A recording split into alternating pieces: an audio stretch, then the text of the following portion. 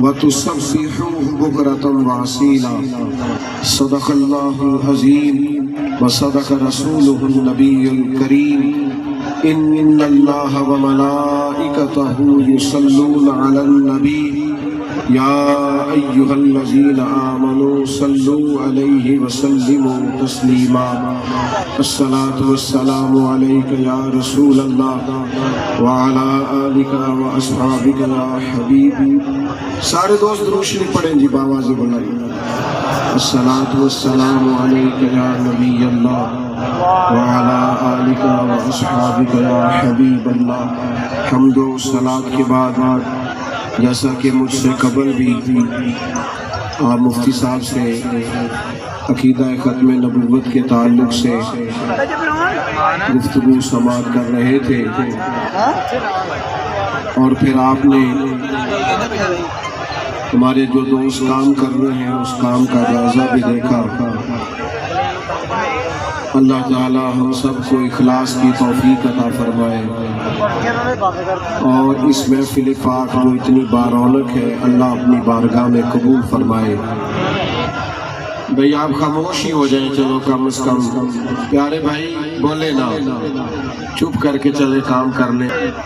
تو 8-10 لوگ چارپائی کے آگے آ جاتے ہیں, وہ سب کو تھکا دیتے ہیں. یہ نہ کیا کرے اللہ تعالیٰ برکت. بس جی اب یہ چپ کرانے والے بھی چپ کر جائیں. میرے بھائیوں چند ایک باتیں کرنی ہیں.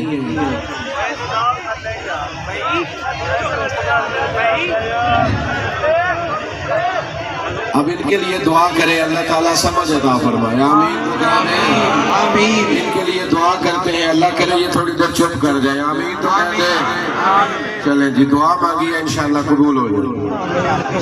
عزیز دوستو ماشاءاللہ یہاں علماء بیٹھے ہیں, حضرت قبلہ سید صاحب تشریف فرما ہے, بزرگ ہیں, آپ بہت بڑی تعداد میں جلوہ فراز ہیں.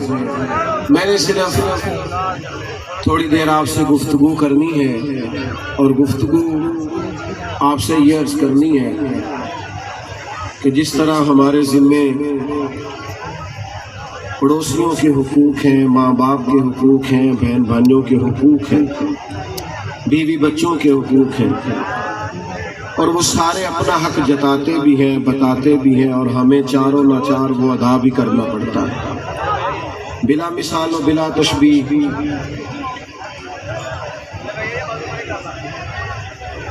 بالکل اسی طرح ہمارے ذمے ہمارے پیارے نبی صلی اللہ تعالیٰ علیہ وسلم کے حقوق بھی ہیں. ہمارے ذمے امت کے ذمے حضور کے کچھ حقوق ہیں. اللہ تعالیٰ نے قرآن مجید میں ارشاد فرمایا کہ اِنَّا أَرْسَلْنَاكَ شَاهِدًا وَمُبَشِّرًا وَنَذِيرًا. بے شک ہم نے آپ کو گواہ بنا کے بھیجا ہے, خوشخبری دینے والا اور ڈر سنانے والا بنا کے بھیجا ہے. لِتُؤْمِنُوا بِاللَّهِ وَرَسُولِهِ, تاکہ اے لوگو تم اللہ پر بھی ایمان لاؤ, اللہ کے رسول پر بھی ایمان لاؤ. وَتُوَزِّرُوهُ وَتُوَقِّرُوهُ, پھر تم نبی پاک کی تعظیم اور توقیر کرو.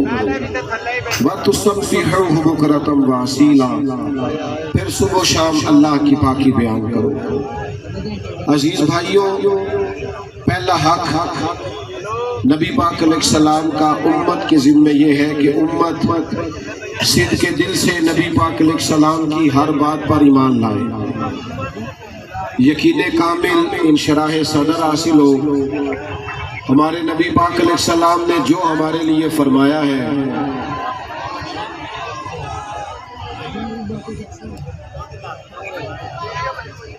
اور جو سرکار نے اللہ کی بارگاہ سے پیغام لا کر ہمیں دیا ہے اس سب پر صدق کے دل سے ایمان لانا. ویسے جو ایمان ہوتا ہے یہ انسان کو طاقتور کرتا ہے. آپ جب اپنے اللہ کو خالق, مالک, رازق, نبی پاک علیہ السلام کو کامل, اکمل, مکمل اور حضور علیہ السلام کو غیب دان, با اختیار مان لیتے ہیں تو آپ کے دل کو اللہ تعالیٰ پاکیزگی عطا فرماتا ہے. سب سے پہلی بات یہ ہے کہ ایمان کامل سے رسول کائنات علیہ السلام پر ایمان لائیں اور ہم جو لوگ ہیں جو دور نبوت سے 14 صدیاں پیچھے ہیں، ہمارے لیے تو نبی پاک نے خوشخبری بھی سنائی ہے۔ حضور نے فرمایا اسے مبارک ہو جس نے مجھے دیکھ کر کلمہ پڑھا، اور فرمایا اسے 7 بار مبارک ہو جس نے بن دیکھے میرا کلمہ پڑھا۔ اور صحابہ کرام علیہم رضوان سے نبی پاک علیہ السلام نے پوچھا کہ بتاؤ عجیب ایمان کس کا؟ تو عرض کی یا رسول اللہ صلی اللہ تعالی علیہ وسلم فرشتوں کا۔ تو فرمایا فرشتے تو اللہ کے عرش کے قریب رہتے ہیں، وہ تو جنت کو دوزخ کو ان ساری چیزوں کو دیکھتے ہیں۔ عرض کی یا رسول اللہ پھر ہمارا ایمان عجیب ہے۔ تو حضور فرمانے لگے تم نے تو بڑے معجزات دیکھے ہیں، میرے بڑے کمالات دیکھے ہیں۔ تو کہا یا رسول اللہ پھر فرمائیے نا کس کا ایمان عجیب ہے؟ تو فرمایا ان کا عجیب ہے جو ہمارے بعد آئے ہیں، دیکھا نہیں ہوگا پر ایک جھلک پر گویا جان قربان کرنے کو تیار ہے۔ ایمان کی مضبوطی، ایمان کی طاقت، اپنے دل کے اندر قوت یقین، قوت ایقان، سب سے پہلا حق نبی پاک علیہ السلام کا یہ ہے۔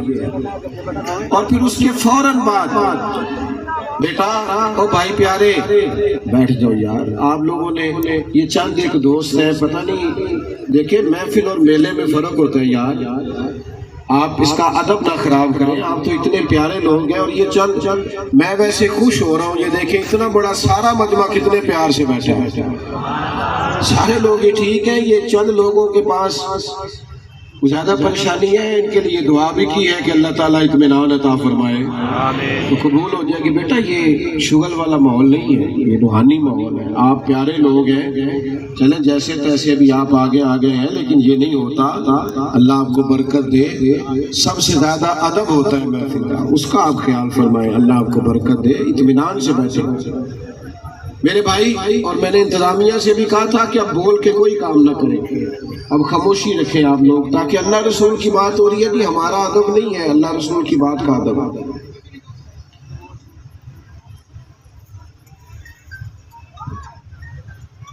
ماشاءاللہ اب ہو گئی ہے جی خاموشی، اللہ ان کو جزا، اب ان کے لیے دعا کرتے ہیں اللہ انہیں جزائے خیر عطا فرمائے۔ عزیز بھائی سنیں اللہ جزا سنیں۔ نبی پاک علیہ السلام کا دوسرا حق یہ ہے کہ کائنات کی ہر چیز سے بڑھ کر مدینے والے محبوب سے محبت کی جائے۔ حضور علیہ السلام نے فرمایا اگر تم چاہتے ہو نا تمہیں ایمان کا ذائقہ نصیب ہو تو 3 کام کرو۔ ایک تو فرمایا ہر چیز سے بڑھ کر اللہ رسول سے پیار کرو، ایک جس سے بھی پیار کرو اللہ رسول کے لیے کرو، اور تیسرا فرمایا اسلام قبول کرنے کے بعد کفر کی طرف جانا تمہیں اتنا ناپسند ہو جتنا آگ میں جانا ناپسند ہو۔ تمہیں ایمان کا ذائقہ نصیب ہوگا اگر آپ محبت رسول میں مضبوط ہو جائیں تو نماز بھی ذائقہ دینے لگ جائے گی، تلاوت قرآن مجید کا بھی ذائقہ آئے گا، نبی پاک کی امت کی خدمت کرنے کا بھی ذائقہ آئے گا، آپ لوگوں کے دکھ درد میں جائیں گے، آپ کے دل کو اللہ تسلی عطا کرے گا۔ تو بھائیوں حضور کا پیار اور کامل محبت نبی پاک علیہ السلام، اور اس میں نہ وارفتگی ہو، صرف نعرے نہ ہو، جذبات نہ ہو، صرف محفل میں محبت نہ ہو، بلکہ اس کے اندر وارفتگی ہو، جوش ہو، جذبہ ہو، شوق ذوق ہو۔ آپ دیکھیے نا یہ بھی محبت کا ایک انداز ہے کہ حضرت ثوبان بن مالک رضی اللہ تعالیٰ عنہ مسجد نبوی شریف میں حضور کے سامنے بیٹھ کے رو رہے ہیں، تو کریم نے پوچھا ثوبان کیوں روتے ہو؟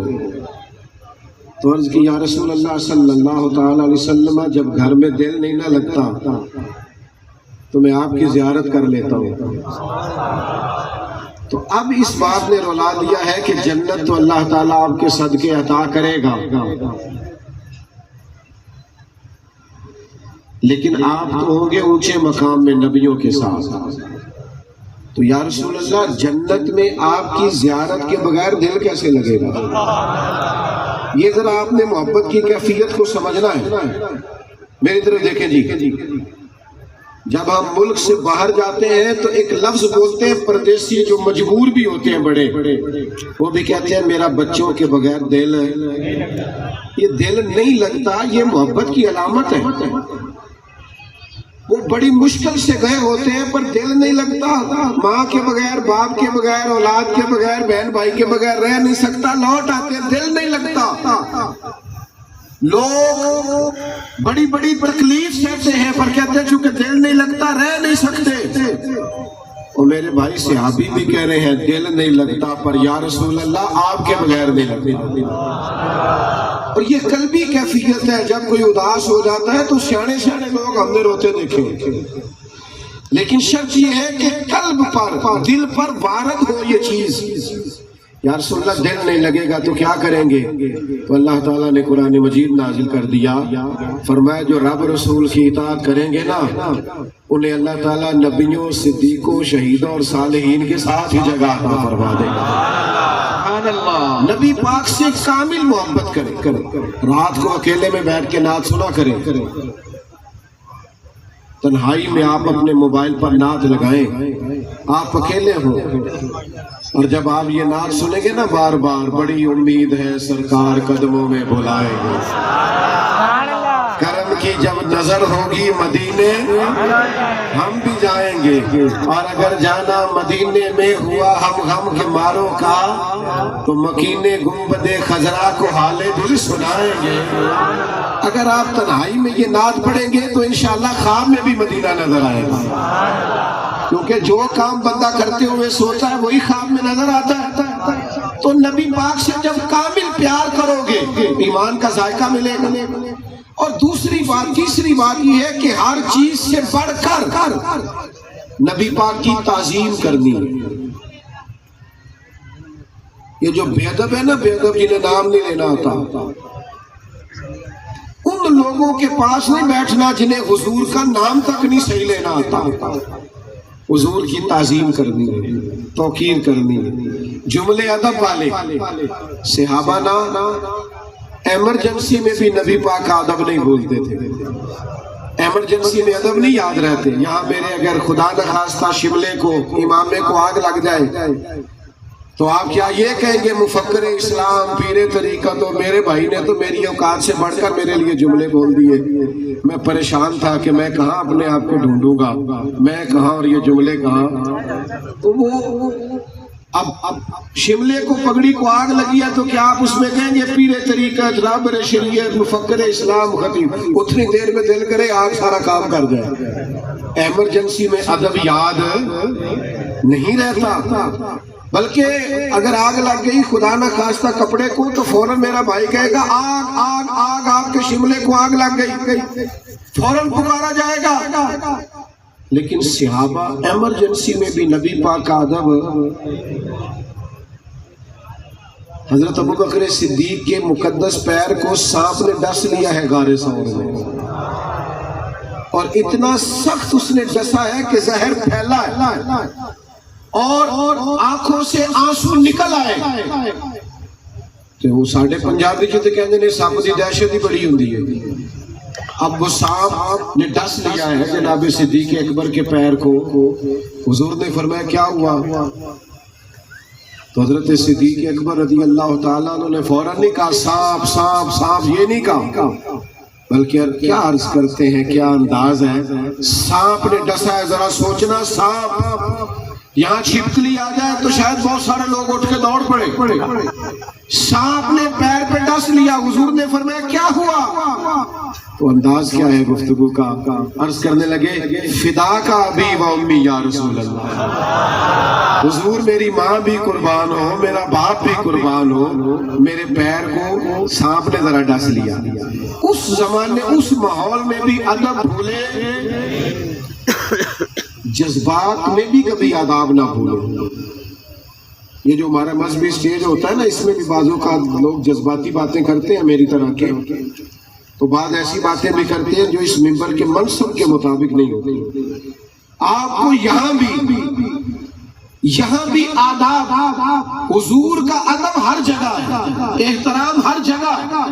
اور قرآن مجید کی ترتیب یہ ہے کہ لِتُؤْمِنُوا بِاللَّهِ وَرَسُولِهِ وَتُعَزِّرُوهُ وَتُوَقِّرُوهُ، اللہ پر ایمان لاؤ، اللہ کے رسول پر ایمان لاؤ، پھر نبی پاک کی تعظیم و توقیر کرو۔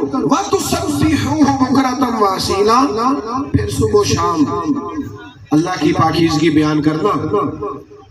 نبی پاک علیہ السلام نے تشریف لے گئے ایک صلح کرانے کے لیے، تو حضور علیہ السلام نے فرمایا اگر میں دیر سے آیا تو جماعت کرا لینا۔ اب آپ صلح کی اہمیت کو بھی سمجھیں کہ صلح کرانی ضروری ہے، جماعت تھوڑی دیر بھی ہو جائے تو خیر ہے۔ دعا کریں صلح رہے سب کی، آمین تو کہہ دیں۔ اللہ کرے فسادات ختم ہو اہل حق کے بیچ میں، آمین۔ تو حضور صلح کے لیے چلے گئے۔ اب سرکار کو آنے میں دیر ہو گئی تو صحابہ کو پتا تھا کہ اگر حضور دیر سے آئے تو امام کس نے بننا ہے۔ اقامت ہوئی تو مصلی پہ جناب صدیق اکبر کھڑے ہوئے۔ معراج کی رات نا، معراج کی رات نبی پاک کا مقدس بازو تھام کے حضرت جبریل نے مصلی پہ کھڑا کیا تھا، تو کسی نے اعتراض نہیں کیا، سب کو پتا تھا یہ امام الانبیاء ہے۔ لیکن حضرت صدیق اکبر کو تو میرے مصطفیٰ نے مصلی پہ کھڑا کیا ہے۔ یہ حضرت صدیق اکبر کی امامت کا کمال ہے۔ حضور نے فرمایا ابو بکر کو حکم دو میری طرف سے لوگوں کو نماز پڑھا، تو فرمایا دیر سے آیا تو جماعت کرا لینا۔ جناب صدیق اکبر جماعت کرا رہے، حضور ذرا دیر سے آئے۔ اب جب آئے نبی پاک تو صف میں شامل ہوئے، تو صحابہ نے نا متوجہ کیا جناب صدیق کو کہ حضور آ گئے۔ ان کو جب پتا چلا نا نبی پاک آ گئے تو جماعت کراتے کراتے حالت نماز میں ہی حضور کی تعظیم شروع کر دی۔ ایک قدم انہوں نے پیچھے ہٹایا تو نبی پاک نے فرمایا پڑھاؤ نا نماز۔ انہوں نے دوسرا قدم پیچھے ہٹایا، دور بیٹھے ایک درویش حدیث کا ترجمہ کرنے لگے، وہ کہنے لگے نماز پڑھا کہ میں تے ول ویکھاں، انہوں نماز پڑھا کہ میں تے ول ویکھاں، مینوں کعبہ بھول کے آئی، بھول گئیاں نی سب صوم صلاتاں، اکو یار دا فکر پہ آئی۔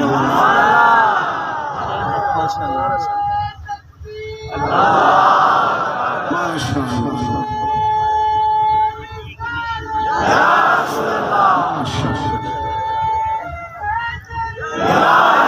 یہ دیکھو نا، یہ جذبہ ہے، یہ بغیر سپیکر کے بھی آواز کتنی بلند ہے۔ اللہ بلندی رکھے۔ سنے یار، اعلیٰ حضرت بریلوی رحمت اللہ علیہ فرمانے لگے حاجیوں آؤ شہنشاہ کا روضہ دیکھو، کعبہ تو دیکھ چکے ہو، کعبے کا بھی کعبہ دیکھو۔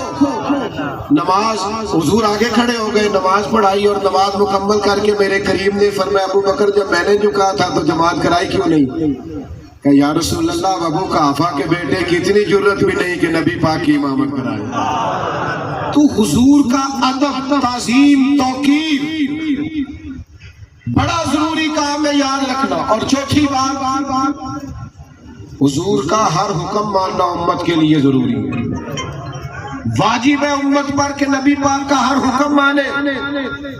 اور محفل والے دن حضور کا حکم مانتے ہو، بیٹے کی شادی والے دن کیوں نہیں مانتے؟ فول والے دن تو بلا لے تو مولانا صاحب کو، پیر صاحب کو، تو یہ محفل مہندی والے دن کیوں نہیں کرتے؟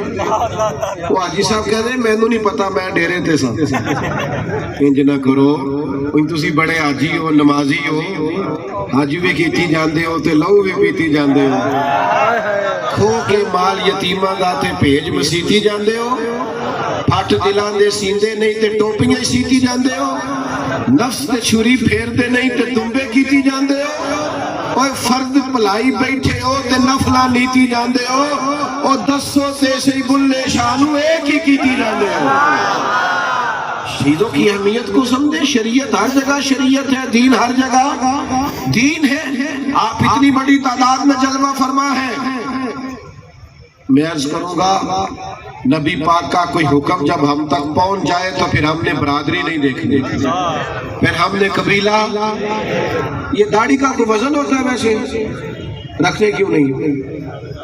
رکھو تو پوری رکھو جو حضور کا طریقہ ہے۔ تو میرے بھائی عورتیں پردہ کریں جو نبی پاک کا طریقہ ہے۔ خدا را 5 نمازیں میرے نبی نے ضروری قرار دی ہیں۔ سود حرام ہے حضور نے کہہ دیا تو قیامت تک حرام ہے۔ کوئی لاکھ دلیلیں لاتا پھرے پر جسے اللہ رسول نے حرام کیا ہے وہ حلال ہو سکتا۔ اس لیے محمود بڑا پیار کرتے تھے ایاز سے، ایاز غلام تھا نا، تو بعض لوگوں کو اعتراض تھا کہ آپ اس سے زیادہ پیار کرتے ہیں۔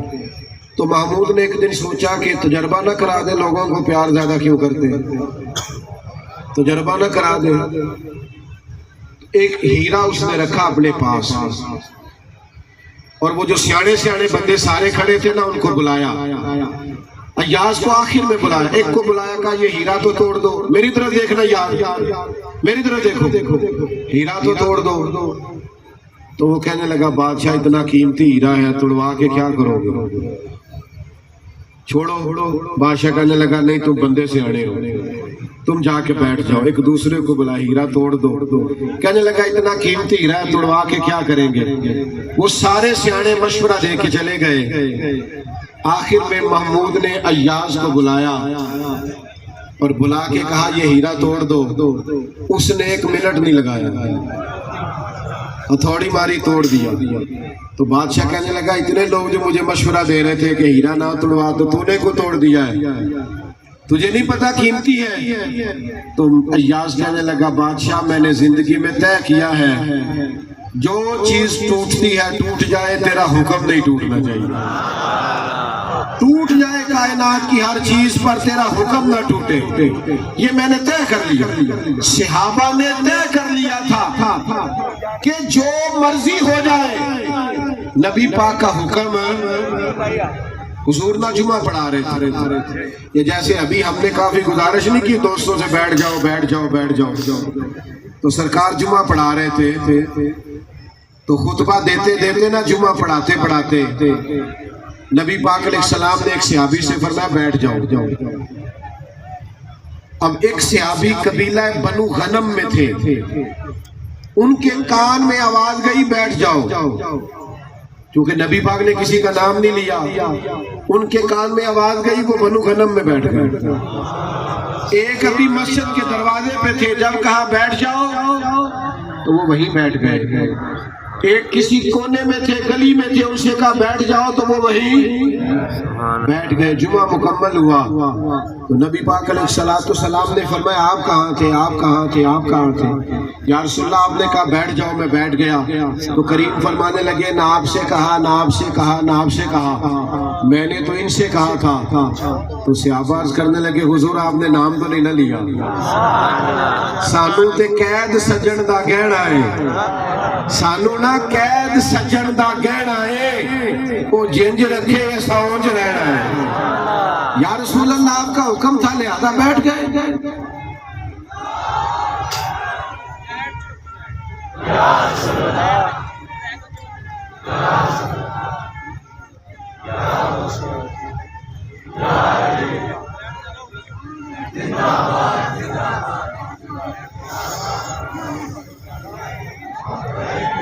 سنے میرے بھائی، اسی طرح نبی پاک کا 5واں حق یہ ہے کہ اگر حضور کی امت کبھی تکلیف میں آئے، آزمائش میں آئے، پریشانی میں آئے تو حضور کی امت سے پیار کیا جائے۔ آج کتنا وقت گزر گیا ہے غزہ کے مسلمانوں کو روتے ہوئے، لوگوں نے مدد کیا کرنی ہے، امت مسلمہ ایک جگہ پہ اکٹھے ہو کر آواز بلند کرنے کو بھی تیار نہیں۔ لوگ ڈرتے ہیں بیان دیتے ہوئے بھی۔ خدا را نبی پاک کی امت کا پیار یہ حضور کا حق ہے، اس حق کو ضائع نہ کرو۔ اپنے ان مظلوم بھائیوں کے لیے آواز بلند کرو۔ لوگ کہتے ہیں ہماری آواز بلند کرنے سے کیا ہوتا ہے، آپ کو پتہ ہی نہیں، آپ کی آوازیں بلند کرنے سے کفر پر لرزہ طاری ہوتا ہے۔ ہاتھ کھڑے کر کے کہو ہم فلسطینیوں کے ساتھ ہیں، ہم فلسطینیوں کے ساتھ ہیں، ہم اپنے مسلمان بھائیوں کے ساتھ ہیں۔ میرے میرے عزیز یہ حق ہے نبی پاک علیہ السلام کہ حضور کی امت کا ساتھ دیا جائے، اور پھر اسی ضمن میں یہ بھی نبی پاک کا حق ہے کہ حضور کے صحابہ سے پیار کیا جائے، ہر صحابی سے، حضرت صدیق اکبر سے لے کر سیدنا امیر معاویہ تک، ہر ایک کا احترام، ہر ایک کی محبت دل میں رکھی جائے، اور نبی پاک کی اولاد پاک اعلیٰ حضرت فرماتے ہیں حضور کی اولاد کے ہر بچے کا احترام کرنا ہے۔ تیری نسل پاک میں ہے بچہ بچہ نور کا، تو ہے عین نور، تیرا سب گھرانہ نور کا۔ نبی پاک کی امت کی علماء سے پیار کیا جائے، صلحاء سے پیار کیا جائے، پھر حضور کے دین کی خدمت میں حصہ ڈالنا، یہ بھی حضور کا حق ہے۔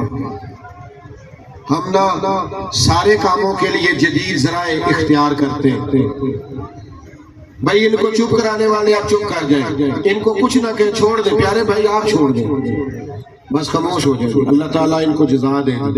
آپ بس توجہ کریں جی، یہ اتنے سارے جو بیٹھے ہیں ان سے کیوں نہ بات کر لیں ہم سارے، ہاں ان سب سے بات کر لیتے ہیں ماشاءاللہ۔ سنو میرے بھائی سنو، میری بات ویسے ہی مکمل ہو گئی، تھوڑی دیر میں ختم کرنے والا ہوں۔ میرے بھائیوں یاد رکھنا، السلام علیکم، نبی پاک کے دین کی خدمت یہ قادیانی نے سر کیسے اٹھایا؟ آج تو لوگ کہتے ہیں فلاں آدمی میڈیا کے دور پر مشہور ہو گیا ہے، فلاں بے ادب، فلاں گستاخ میڈیا کے دور پر، تو اس دور میں تو میڈیا تھا ہی نہیں، یہ کیسے مشہور ہو گیا؟ اس کو کون سا ٹی وی چینل ملا؟ تو یاد رکھنا، فتنہ جب بھی آتا ہے کفر اسے سپورٹ کرتا ہے، کفر نے سپورٹ کیا، سپورٹ ان کا لٹریچر بانٹنے میں، ان کی جس طرح آج فتنہ بازوں کو پرموٹ کیا جاتا ہے، سپورٹ کیا جاتا ہے، ان کو بڑی بڑی سکرینوں پہ لایا جاتا ہے، تو یہ وجہ ہوتی ہے کہ فتنے پھیلتے، ہمارا حق بنتا ہے کہ اس وقت نہ بات کریں جب فتنہ عروج پہ ہو، وقت پر اپنے بچوں کو گھٹی میں پلا دے کہ نبی پاک اللہ کے آخری رسول ہے، یہ گھٹی میں پلا دے، قبل از وقت اپنے بچوں کی تربیت کرے، ٹریننگ کرے، ان کو یہ ذہن دے کہ ہمارا سارا کچھ ہمارے نبی کے ساتھ وابستہ ہے۔ حضرت صدیق اکبر رضی اللہ تعالیٰ عنہ کے بیٹے بدر کے دن کفار کی طرف سے لڑنے آئے تھے، بعد میں اللہ نے فضل کیا، ان کی 4 نسلیں صحابی ہوئی۔ ایک دن گھر میں بیٹھے بیٹھے مسلمان ہونے کے بعد انہوں نے کہا ابا جی بدر والے دن آپ میری تلوار کے نیچے آ گئے تھے، میں نے والد سمجھ کر چھوڑ دیا۔ حضرت صدیق اکبر فرمانے لگے بیٹا ابھی آپ مسلمان نہیں نہ ہوئے تھے، آپ نے چھوڑ دیا، اگر بدر والے دن آپ میری تلوار کے نیچے آتے کبھی نہ چھوڑتا، اس لیے کہ ہمیں حضور ہر چیز سے زیادہ پیارے ہیں۔ حق ہے نبی پاک کا کہ ہم نئی نسل کی تربیت کریں، اپنے بچوں کو حضور کی محبت سکھائیں، ان کو نبی پاک علیہ السلام کے اخلاق سے آگاہ کریں، اور پھر یہ بھی حق ہے نبی پاک کا۔ حضور نے فرمایا میں تمہارے اخلاق سنوارنے آیا ہوں۔ او یارو، اگر ہم بد زبان ہوں گے، گالم گلوچ کریں گے، ہمارا لہجہ غلط ہوگا، ہمارے ماں باپ بھی ہماری بدتمیزی سے پریشان ہوں گے، سسرال والے بھی پریشان ہوں گے، بیوی بھی تنگ ہوگی، محلے دار بھی پریشان ہوں گے، تو مجھے بتائیے ہم نے حضور کا حق ادا کیا ہے؟ یہ حق ہے کہ ہم ادا کر لیں، ہمارے اخلاق اعلیٰ ہو۔ حضرت ابو ذر غفاری رضی اللہ تعالیٰ عنہ نے اسی طرح کا لباس پہنا ہوا تھا جس طرح کا ان کے غلام نے پہنا تھا۔ تو آپ کو پتہ ہے اس زمانے میں تو غلاموں کی کوئی ضرورت ہی نہیں تھی وہ آقا کے برابر ہو سکے، لیکن بالکل اسی طرح کا لباس پہنا تھا جو جناب ابو ذر کا لباس تھا۔ تو کسی نے ان سے کہا کہ یہ تو عرب میں نہیں ہوتا تھا، آپ کے غلام نے بھی آپ کی طرح کے کپڑے پہنے ہیں۔ حضرت ابو ذر غفاری فرمانے لگے یہ سارا مدینے والے محبوب کا کمال ہے۔ ہمارے دلوں میں غریبوں کے لیے جذبہ ہونا چاہیے۔ وہ یار ایک طرف کسی کے گھر میں رات کو 10,000 کا پیزا آتا ہے اور اسی گلی کے کونے میں ایک باپ ساری رات اس لیے نہیں سو پاتا کہ صبح بچوں نے کھانا کھانا ہے تو پراٹھا بنانے کو گھی کوئی نہیں. ہم لوگوں نے بڑا تلخ کر دیا ہے دوسروں کے لیے ماحول. خدا را بڑی بڑی محفلیں کراؤ، میں منع نہیں کرتا، لیکن غریبوں کی مدد بھی کرو. لمبے چوڑے عرس کراؤ، کوئی حرج نہیں، لیکن جن پر قرضے چڑھ گئے ہیں اور معاذ اللہ خودکشیاں کر رہے ہیں ان کا بھی تو خیال کرو. آپ زور شور کے ساتھ آپ سارے مہنگے مہنگے ولیمے کریں، کوئی اعتراض نہیں، پر جس غریب کی بیٹی گھر میں بیٹھی بیٹھی بوڑھی ہو گئی ہے جہیز کے لیے خرچہ کوئی نہیں، اور باپ جا کے دعا کراتا ہے، پیر صاحب، حضرت صاحب، علامہ صاحب دعا کرنا بیٹی کا سبب لگتا ہے. خدا را ان کا بھی سوچو. آپ مہنگی مہنگی گاڑیوں میں بیٹھو، نئی نمبر پلیٹ لینے کے لیے 4-5 لاکھ اضافی خرچ کرنے والوں سنو،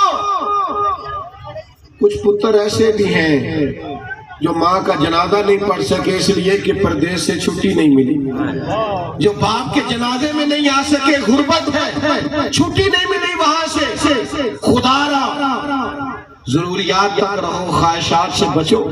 میرے نبی کے امت کے غریبوں کا خیال کرو، ان پر توجہ دو. حالات اور روک اختیار کرتے جا رہے ہیں، سب روگاں دا روگ محمد جس کا نام غریبی.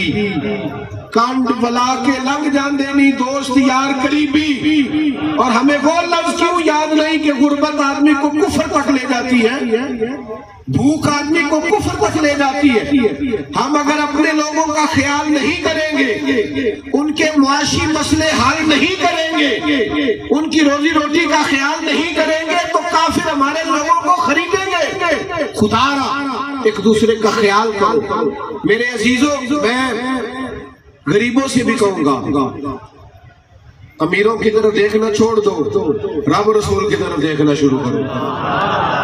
امیر رشتہ داروں کی طرف دیکھنا چھوڑ دو. اپنی دنیا آپ پیدا کر اگر زندوں میں ہے، اور اقبال نے کہا تھا دیار عشق میں اپنا مقام پیدا کر، نیا زمانہ نئے صبح و شام پیدا کر. اور میرا طریق امیری نہیں فقیری ہے، خود ہی نہ بیچ غریبی میں نام پیدا کر.